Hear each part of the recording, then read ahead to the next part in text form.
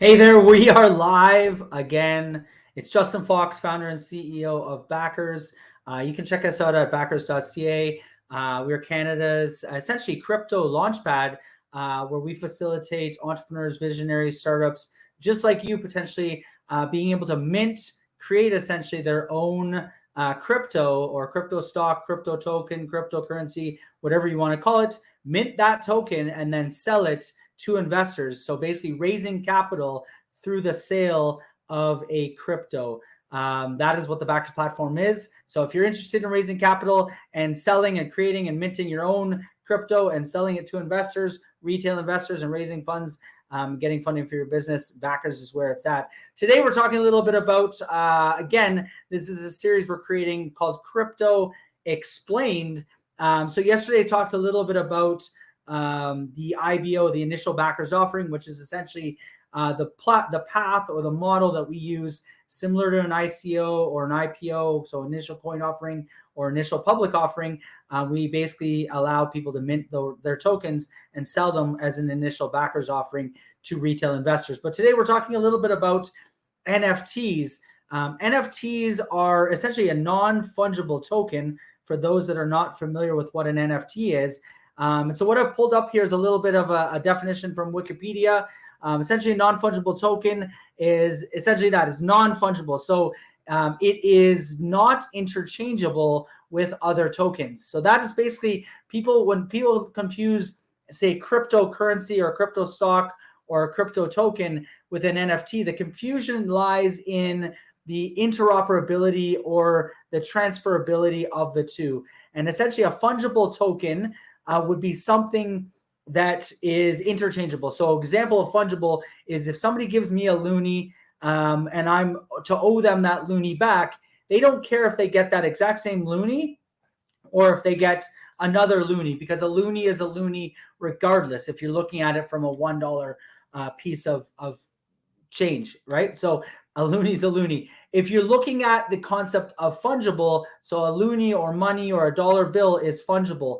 A non-fungible token, therefore, would represent something that is one of a kind or somewhat unique. So when we were looking at the definition by Wikipedia, so non-fungible token or NFT is unique and non-interchangeable unit of data stored on a blockchain, a form of digital ledger, right? So NFTs can be associated with reproducible digital files such as photos, videos, and audio.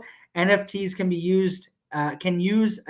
NFTs use a digital ledger to provide a public certificate of authenticity or proof of ownership, but do not restrict the sharing or copying of the underlying digital files. The lack of fungibility distinguishes NFTs from blockchain cryptocurrencies such as Bitcoin. So essentially what that means is they are unique, one of a kind, in that, let's say you create artwork and you want to create an NFT that represents ownership of that artwork. You can do one of two things. You can create multiple, let's call it prints of that artwork, and you could have a one of, say, 1,000, two of 1,000, three of 1,000, each one representing one version or one unique version of that print. And then there's only 1,000 available. So now you've got one of 1,000. That's one way of distinguishing, so you've got one piece and you've got, 1,000 versions of it. And each of those are the official 1,000. The other way is that each individual piece or artwork is 100% unique and not interchangeable with any others. And so you've got now that one of one. So it is a non-fungible and non-interchangeable piece of artwork or piece of digital or a digital asset that is not interchangeable with any other any other digital asset. How this differs, though, from, let's say, a security token or a cryptocurrency or a crypto stock that you would mint on the Backers platform, is that when somebody mints a crypto token or crypto stock, essentially a cryptocurrency, they are able to sell that cryptocurrency and interchange or interoperate that cryptocurrency with any other currency of that same issuer. So for example, for backers, our cryptocurrency, our crypto stock is BKRS. The ticker is BKRS. And that token represents shares or ownership in the backers business, in Backers Network Inc. So for our offering, our initial backers offering on the platform, the token people are buying is the BKRS token.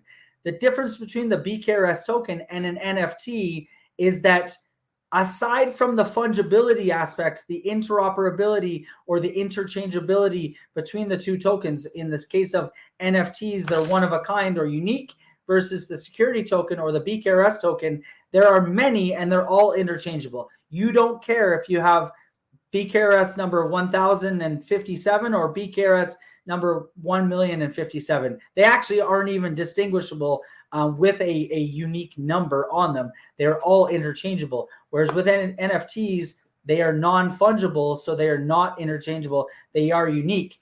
The biggest difference, though, between NFTs typically and security tokens or cryptocurrencies that are minted on the Backers platform is the regulatory oversight in an NFT versus a security token.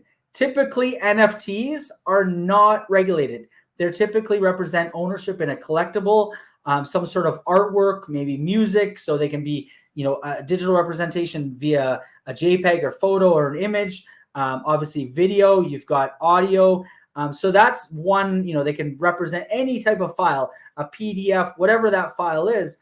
And they typically are not regulated securities. So they're an asset, but they're an unregulated asset. So they're not a security. Whereas a security token, which is, again, very similar, blockchain based, it's fungible. So it's not an NFT, but it's arguably an FT. But they refer to them as a security token, represents ownership in a security. It represents ownership in a stock, represents ownership or shares in a business. It represents shares or units in a fund, let's say a real estate project or some other type of project. We talked a little bit about the Trees of Lives fund, so the units of the fund would be represented by a security token that is fungible and that is interchangeable with all other tokens as part of that issuance, as part of that minting. And so the difference between an NFT and a security token is typically NFTs unregulated, typically collectibles, and security tokens are regulated. So when you're looking at NFTs, let's talk a little bit about where you can buy NFTs, some interesting things about NFTs, some use cases. So obviously you can go to, a number of different open sort of NFT marketplaces. You've got OpenSea, you've got Vive, you've got Solana Arts. There's a number of them. I think there's one called CNFT, which is on the Cardano platform. So they're all basically minted or hosted on a specific blockchain. And it is the underlying mechanics of that blockchain that facilitate maybe the fees, how fast, the structure of the NFT, how fast it can be traded, all these different things. So there's a lot of things that you want to look into or consider while minting your NFT or NFTs. And so obviously understanding the blockchain that you're going to be utilizing or the underlying technology you're going to use to mint your NFTs is going to be key.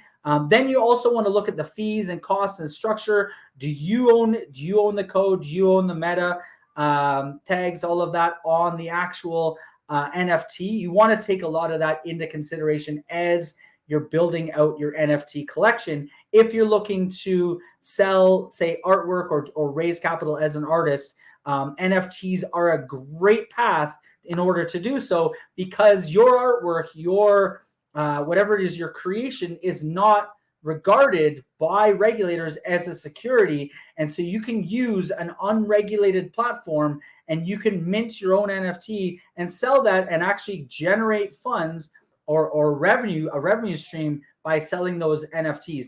NFTs almost become more like a product than they are a security or ownership in some sort of security in a business or entity or project.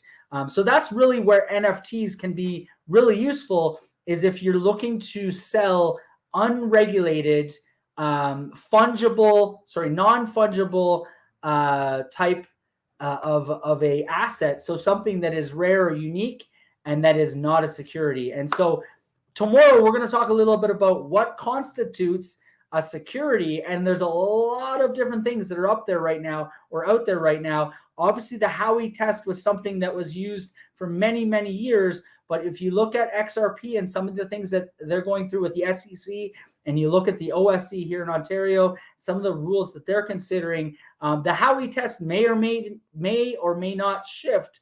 I believe it might be called the XRP test coming up very soon, because their court case is going to be coming to close at some point, and we'll soon understand whether XRP or Ripple was in fact a security or not, or where we go. Maybe we'll have some clarity on that. So that'll be interesting to check out to see where things go. But tomorrow I'm going to talk about